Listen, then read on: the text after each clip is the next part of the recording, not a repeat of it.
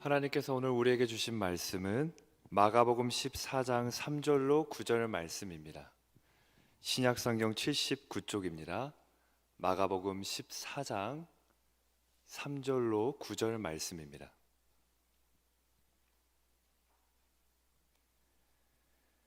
우리가 한 절씩 교독하신 후 마지막 절은 합독하겠습니다. 예수께서 베다니 나병 환자 시몬의 집에서 식사하실 때 한 여자가 매우 값진 향유 곧 순전한 나르 한 옥합을 가지고 와서 그 옥합을 깨뜨려 예수의 머리에 부으니 어떤 사람들이 화를 내어 서로 말하되 어찌하여 이 향유를 허비하는가? 이 향유를 300데나리온 이상에 팔아 가난한 자들에게 줄 수 있었겠도다 하며 그 여자를 책망하는지라. 예수께서 이르시되 가만두라. 너희가 어찌하여 그를 괴롭게 하느냐? 그가 내게 좋은 일을 하였느니라. 가난한 자들은 항상 너희와 함께 있으니 아무 때라도 원하는 대로 도울 수 있거니와 나는 너희와 항상 함께 있지 아니하리라. 그는 힘을 다하여 내 몸에 향유를 부어 내 장례를 미리 준비하였느니라. 합독하겠습니다. 내가 진실로 너희에게 이르노니 온 천하에 어디서든지 복음이 전파되는 곳에는 이 여자가 행한 일도 말하여 그를 기억하리라 하시니라. 아멘. 은혜 가운데 어제 안수를 받게 돼서 우리 많은 성도님들이 또 축복해 주시고 말씀을 해 주셨습니다. 근데 우리 권사님들, 집사님들이 가장 많이 해 주신 게 따끈한 목사님이라고 이렇게 문자를 많이 주셨어요. 그래서 우리가 이렇게 인사했으면 좋겠습니다. 따끈합니다라고 이렇게 인사를 나눴으면 좋겠습니다. 따끈합니다. 네. 계속 따끈할 수 있도록 기도를 해 주셔야 됩니다. 네. 하나님께서 부족한 저를 위해 존경스러운 담임 목사님, 또 참 귀한 동역자 목사님들과 또 귀한 성도님들이 있는 이곳 가자제일교회로 인도하여 주셔서 안수를 받게 허락하여 주시니 참 감사합니다.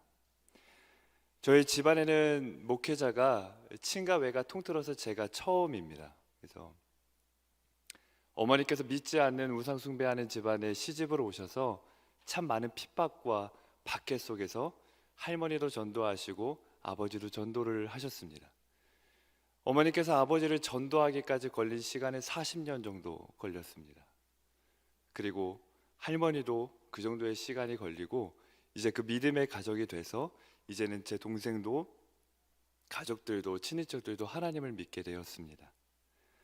제가 이 자리에 안수받고 서 있을 수 있는 이유는 어머니의 그 평생 동안 눈물 어린 기도의 응답인 줄 믿습니다. 또 뿐만 아니라 장인어른께서 목회자셨어요. 목사님이셨는데 목회를 하시다가 아내가 3살 때 소천하셨습니다.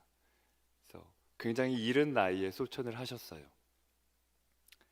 그때 장인어른의 유언이 하나가 있었다고 합니다. 무엇이냐면 당신이 이 땅에서 다 이루지 못한 목회자의 길을 아들이 이어서 갔으면 좋겠다라는 말을 남기고 하나님 곁으로 먼저 가셨습니다.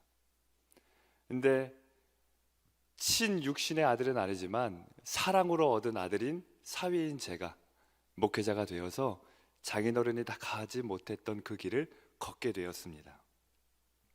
그래서 제가 안수를 받고 이 자리에 있는 것도 우리 장인어른의 그 유언의 응답인 줄 믿습니다. 근데 그때 당시에는 이게 낭비처럼 여겨지는 거예요. 어머니께서 믿지 않는 아버지, 도무지 이 사람이 변화될 수 있을까? 제 아버지지만 이 사람을 전도하는 게 가능할까? 그런 생각이 들었습니다. 그래서 어머니가 그렇게 전도하고 눈물 뿌려 기도하는 게 낭비처럼 보였어요. 장인어른께서 목회를 하시다가 치료할 시기를 놓쳤습니다. 치료를 받았으면 살 수 있었던 시점이 있었는데 그 시기를 이미 너무나 많이 넘겨버린 거예요. 그래서 병원에 갔을 땐 이미 전혀 손을 쓸 수 없는 상태에 이르렀습니다. 이렇게 자신의 몸을 돌볼 수 없을 만큼 목회를 하신 그 인생도 참 낭비처럼 여겨져요. 어린 2 자녀와 사랑하는 아내를 놓고 그렇게 간 게 과연 무슨 의미가 있을까? 그렇게 낭비처럼 여겨질 때가 있습니다. 그런데 지금 와서 보면 결코 낭비가 아닙니다. 왜냐하면 그 헌신 덕분에 오늘날 제가 이 자리에 서 있을 수 있기 때문입니다. 오늘 본문 말씀은 바로 그 낭비에 대해서 이야기를 하고 있습니다. 우리 말씀에 보니까 우리가 잘 알고 있는 내용인데요, 한 여인이 예수님께 옥합을 깨뜨린 사건입니다. 근데 이 사건을 보면 마태복음, 마가복음, 누가복음, 요한복음에 다 기록이 되어 있어요. 사복음서에 다 기록된 사건이 그렇게 많지가 않습니다. 왜 다 기록되어 있냐면 예수님께서 강조하셨기 때문입니다. 우리 말씀해 보니까 예수님이 이렇게 말씀하고 있는데요, 온 천하에 어디서든지 복음이 전파되는 곳에는 이 여자가 행한 일도 말하여 그를 기억하리라 말씀하셨습니다. 그러니까 예수님은 그 행위를 상당히 중요하게 여기셨고 기뻐하셨고 상당히 소중하게 여기셨다는 거죠. 근데 그때 당시에 사람들은 예수님처럼 그런 반응을 보였던 게 아닙니다. 전혀 다른 반응을 보였죠. 어떤 반응을 보였죠? 왜 허비하냐는 반응을 보였습니다. 우리 마가복음 14장 4절로 5절 말씀을 함께 다시 볼 텐데요, 본문 말씀 14장 4절로 5절 말씀 우리 함께 보겠습니다. 어떤 사람들이 화를 내어 서로 말하되 어찌하여 이 향유를 허비하는가? 이 향유를 300데나리온 이상에 팔아 가난한 자들에게 줄 수 있었겠도다 하며 그 여자를 책망하는지라. 지금 이 사람들이 그 깨어진 향유를 보면서 뭐라고 이야기를 하고 있죠? 두 글자로 허비한다, 낭비한다고 이야기를 하고 있습니다. 지금 여기가 장소가 어디냐면 베다니라는 곳인데요, 베다니는 빈민촌이에요. 가난한 동네고 가난한 사람의 집입니다. 그런데 300데나리온이 넘을 수 있는 가치의 향유를 갖고 있었다는 건 결코 흔한 게 아니었다는 것이죠. 추정컨대 그 향유는 그 여인의 돈으로 산 것이라기보다 집안 대대로 내려오는 어쩌면 가장 유일한 비싼 물건 그 하나일 가능성이 많습니다. 사람들은 그 베다니의 집에 들어갔을 때 그 향유에 주목을 하고 있었던 거예요. 그런데 여인은 그 향유가 아니라 예수님께 주목을 하고 있었습니다. 우리가 과거에 한 번쯤 들어봤을 법한 선교사님이 있는데요, 짐 엘리엇이라는 선교사님이 있습니다. 그래서 창끝이라는 영화로도 많이 유명한 선교사님인데, 아우카족이라는 이 종족을 전도하기 위해 떠난 5명의 선교사님이 있었습니다.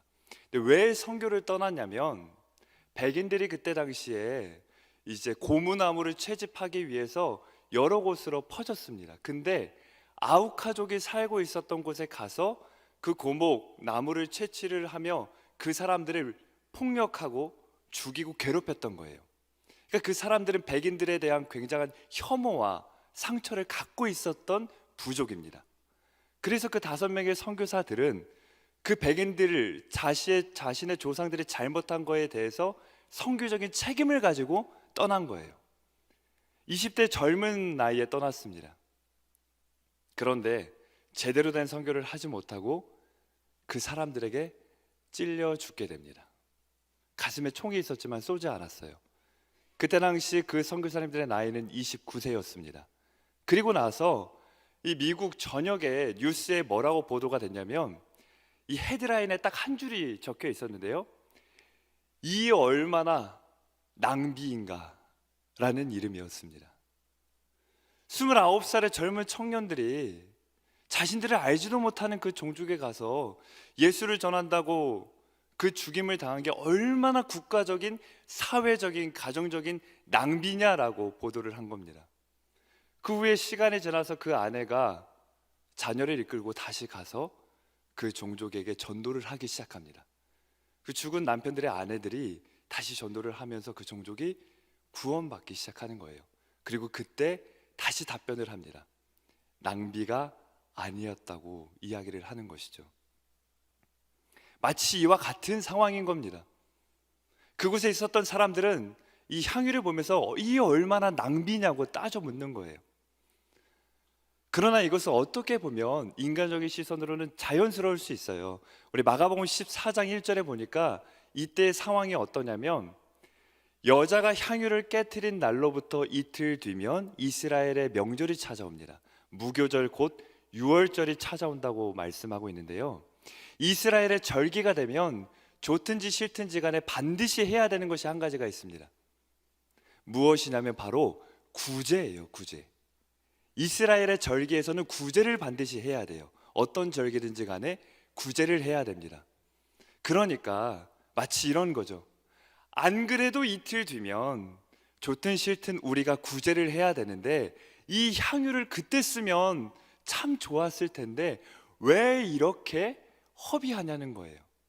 뻔히 이틀 뒤면 구제를 해야 되는 명절이 다가오는데 왜 지금 그 예수님 앞에 아깝게 그 한 사람에게 그 향유를 낭비하냐고 따져 묻는 것입니다.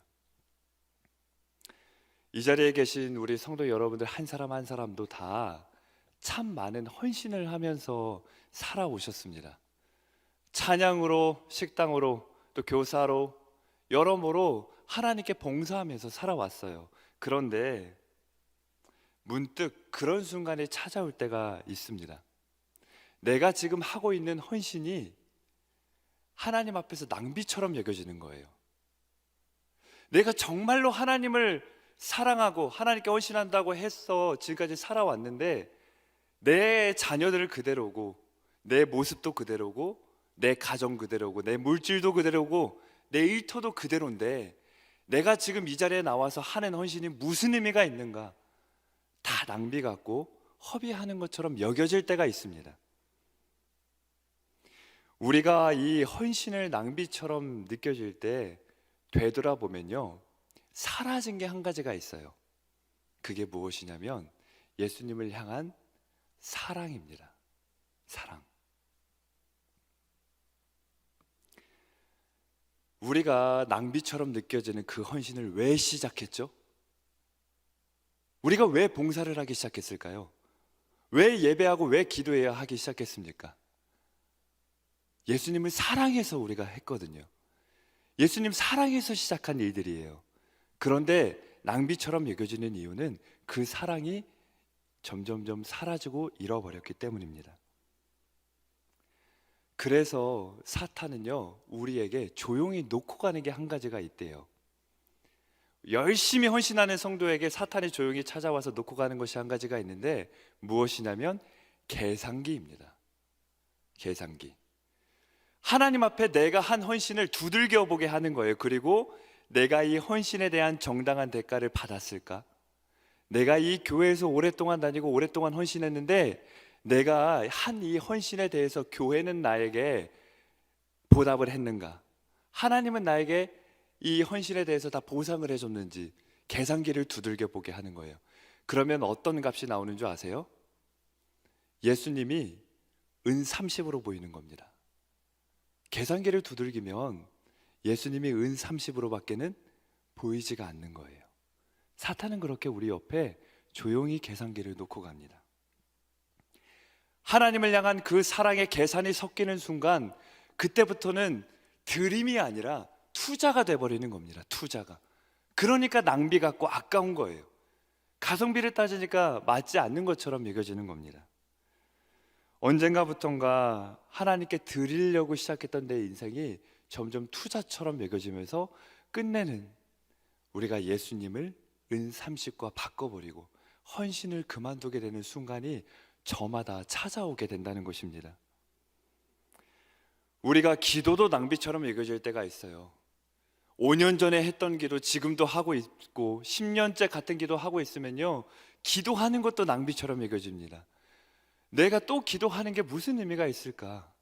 도무지 변하질 않는데 하나님 듣고 계신 걸까? 그래서 기도도 멈추게 됩니다. 그런데 우리가 주목해 볼 필요가 있는데요, 생각을 바꿔야 됩니다. 기도는 대화입니다. 대화. 우리가 사람과 사람이 대화할 때 우리는요 10분 동안 똑같은 이야기 들으면 안 들어요. 지겨워합니다. 30분 똑같은 이야기 듣는 거 쉽지 않아요. 그런데 10년째 내가 같은 기도를 할 수 있는 이유는 우리 살아계신 하나님이 10년째 그 똑같은 이야기를 듣고 계신다는 겁니다.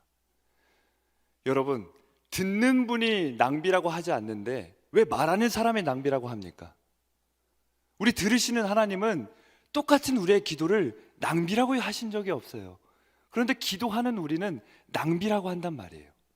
하나님의 때에, 하나님의 시간표에 반드시 이루어질 텐데 우리는 그것도 낭비라고 여기면서 아까워하고 멈추게 되는 것입니다.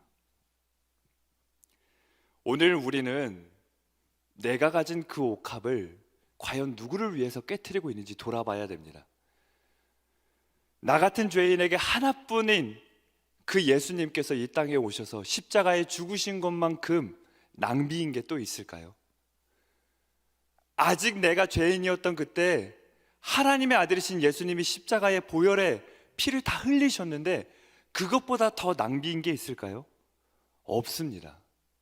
그런데도 우리는 그 작은 헌신을 낭비처럼 여기고 아까워하고 있습니다. 여인은 옥합을 예수님을 위해 깨트렸고 사람들은 그걸 보며 낭비라고 여겼습니다. 우리는 누구일까요? 낭비라고 여기는 사람입니까? 아니면 헌신이라고 여기고 있는 사람입니까?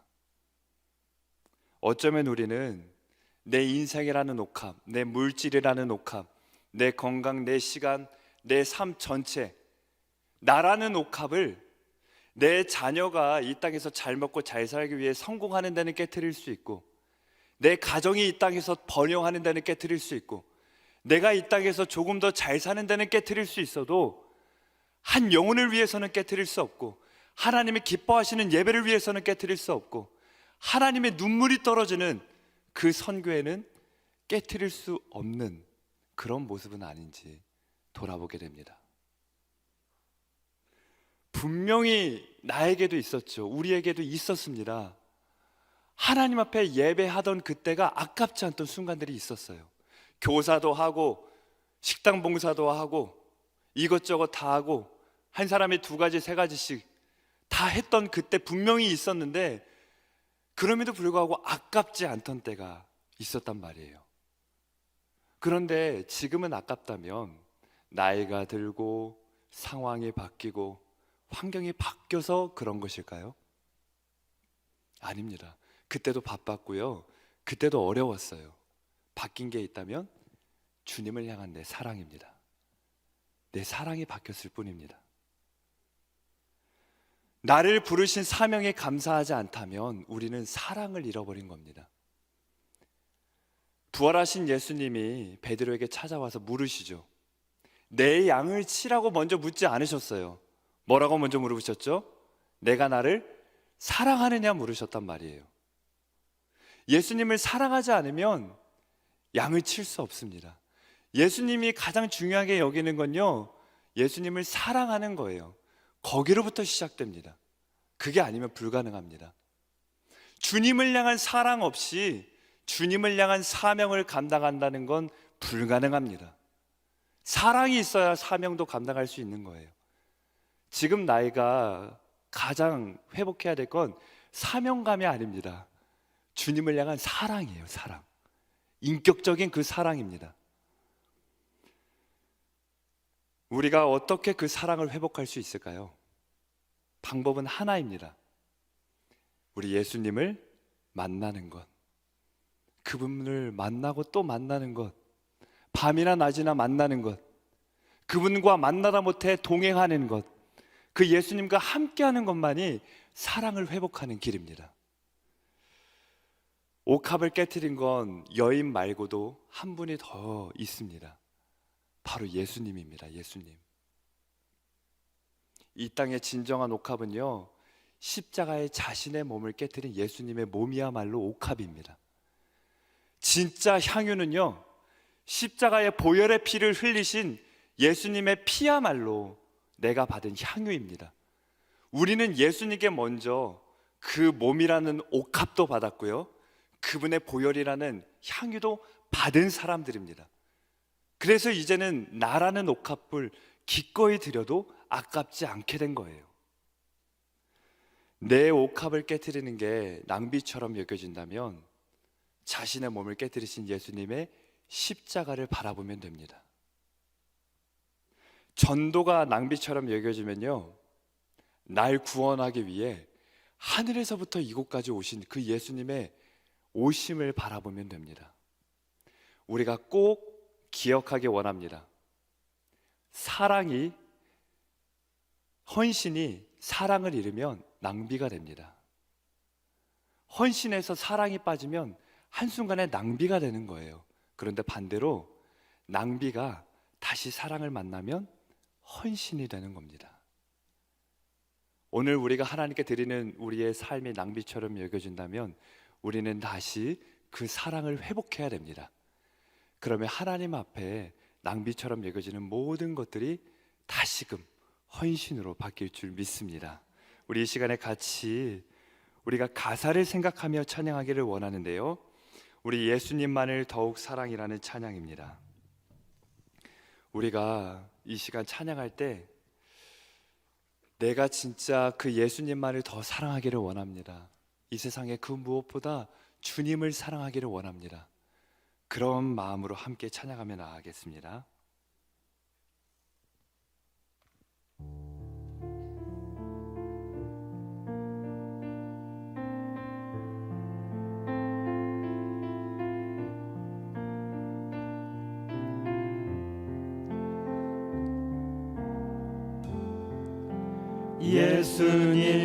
예수님만을 더욱 사랑, 날이 갈수록 더욱 사랑, 고난이 와도 더욱 사랑, 내 삶의 고백 더욱 사랑. 주님 한 분만, 주님 한 분만 더욱 사랑, 그 무엇보다 더욱 사랑, 그 누구보다 더욱 사랑, 내 영의 고백 더욱 사랑. 우리 나 사는 동안 함께 찬양합니다. 나 사는 동안 더욱 사랑, 숨질 때에도 더욱 사랑, 저 천국에서 더욱 사랑, 신부의 고백 더욱 내 진정 소원이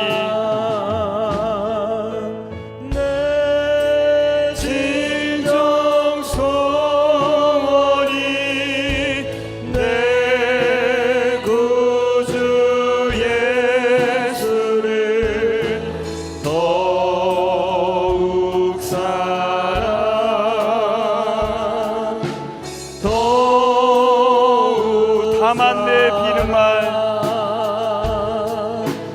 다만 내 비는 말, 내 구주 예수를 더욱 사랑, 더욱 사랑. 우리 시간 같이 우리 가슴에 손을 얹고 찬양하기 원하는데요, 우리 이렇게 기도하기 원합니다. 가슴에 손을 얹고, 주님, 지금 내가 주 앞에 드리는 이 모든 것이 낭비처럼 여겨질 때가 있습니다. 주님, 주를 향한 사랑을 더하여 주시옵소서. 주님은 나를 위하여 모든 것 주셨는데 단 한순간도 낭비라고 말씀하신 적이 없습니다. 그런데 나는 왜 이렇게 작은 헌신도, 왜 이렇게 작은 봉사도, 왜 이렇게 짧은 예배와 이 기도도 주 앞에 이렇게 낭비처럼 여겨질 때가 있는지, 왜 이렇게 주 앞에 드리는 게 아까울 때가 있는지, 주여, 이 사실이 너무나 슬프고 너무나 죄송합니다. 주님, 내가 주를 더 사랑하게 하여 주시옵소서. 주님은 나를 신부라고 하시니 나도 주를 신랑으로 사랑할 수 있도록 인도하여 달라고 이 시간에 다 함께 우리가 주의 이름 한번 부르며 기도합니다. 주여,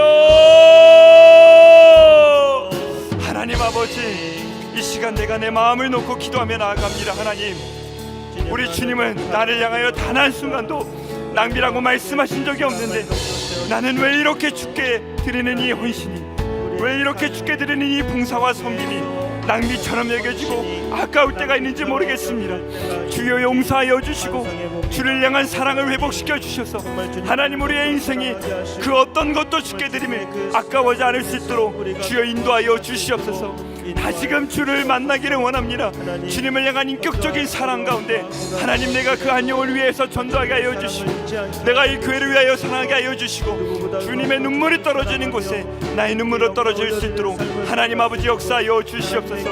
내 인생을 나를 위하여 얻게 드릴 수는 없어도 우리 하나님을 위하여 얻게 드리는 것은 기꺼이 드릴 수 있는 내가 되게 하여 주시옵소서. 하나님 사탄이 놓고 가는 계산기를 두들기지 않게 하여 주시고 오직 우리 주님의 십자가만 붙잡으며 나아갈 수 있도록 하나님 인도하여 주시옵소서. 그리하여 내가 그 향유를 깨뜨린 여인과 같이 우리 주께 나의 삶을 인생으로 드릴 수 있는 내가 될 수 있도록 주여 역사하여 주시고 인도하여 주시옵소서. 주님 붙들어 주시옵소서.